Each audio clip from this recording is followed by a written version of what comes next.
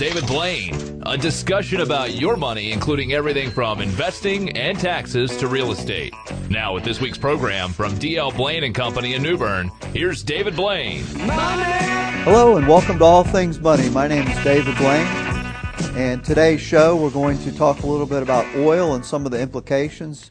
As I record this today, tensions are escalating in the Middle East, mostly in Libya today, causing concern across the financial markets. Of course, we've had the departure of President Mubarak from Egypt over the past several weeks, and this has caused a lot of concern in the oil markets, the price of oil continuing to rise. And so I thought I would take a little bit of time today and talk about some of the issues surrounding oil.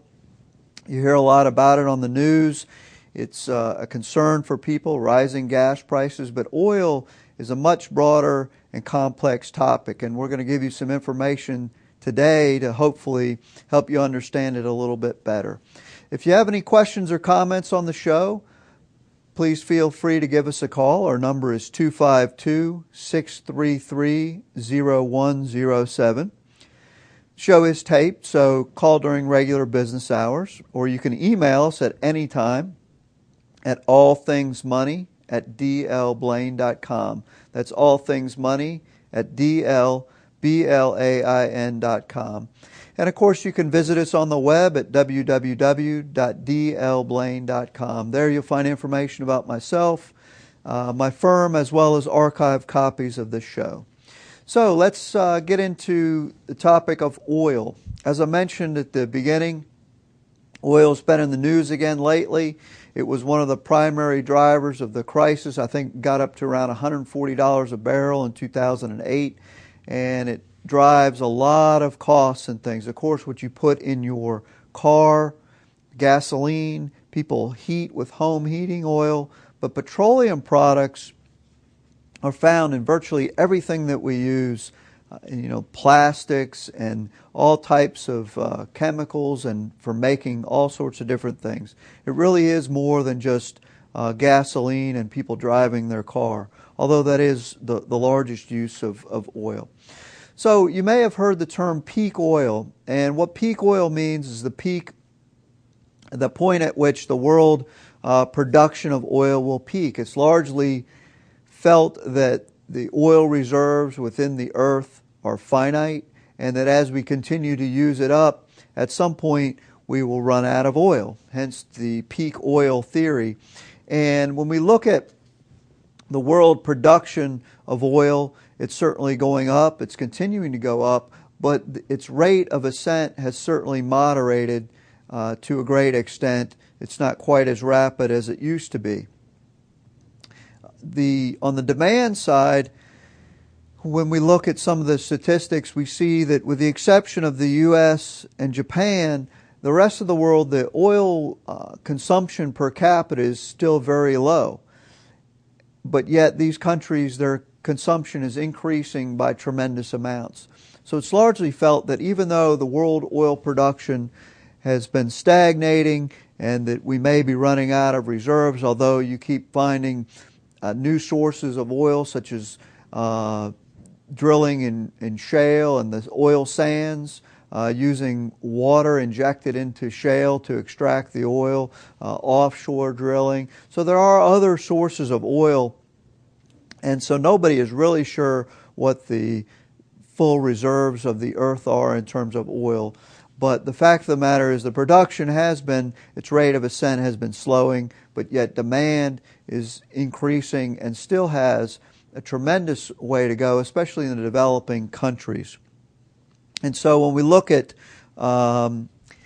shortage of oil, people talk about oil shortage, and the big question that comes to mind is, well, a shortage at what price? As long as the market is allowed to function with supply and demand setting the price, as the price continues to rise, the demand eventually will fall, that some of these alternative fuels will become more cost effective. The simple reason that alternative energy today is not mainstream and people don't want the alternative energy cars and homes and things like that, it's more expensive.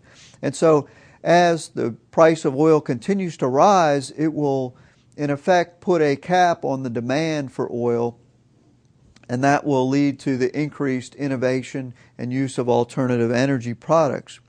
So when the price of oil goes high enough, we will have more oil than we know what to do with, because the demand will slack off at that point. So I'm not a big believer in peak oil. As the price continues to rise, it would just become too expensive for people to use, and they'll go to alternative sources of energy.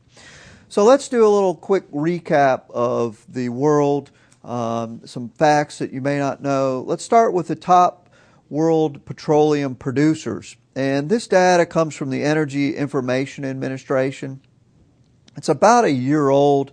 They release annual figures, and the 2010 data is not out yet, but the 2010 data is not, for the purposes of our discussion today, it's not going to change what we're discussing here that much at all. So the number one producer in the world actually is in 2009 was Russia at 9.9 million barrels per day that they produced. Saudi Arabia, number two, at 9.8 million barrels per day. And actually the United States was third at 9.1 million barrels per day. A lot of people don't realize that the U.S. is around the third largest oil producer in the world. And that is with all the restrictions that we have on producing oil, that if we were to unleash our full potential here in the United States, we could very easily be the number one producer of oil in the world. Iran comes in fourth, and Mexico, our neighbor to the south, comes in fifth at 3 million barrels per day as of 2009. More importantly, let's look at the change in production, that is, how much countries have increased or decreased their production. In 2009, Saudi Arabia, it actually decreased its production by 9.4%. Russia went up 1.4%, and the U.S. increased its oil production 6.5%. Once again, showing that in Saudi Arabia, their relative importance is actually declining. The U.S., we still have a long way to go that we could ramp up our oil production and account for even more of the world's oil if we wanted to. So when we look at the next thing we'll take a look at is the consumption factors. But we're going to take a short break here, get a message from our sponsors, and when we return, we'll continue with our discussion, talking about the consumption side of oil and its implications for the world. So for All Things Money, I'm David Blain, and we'll be right back after this short message from our sponsors.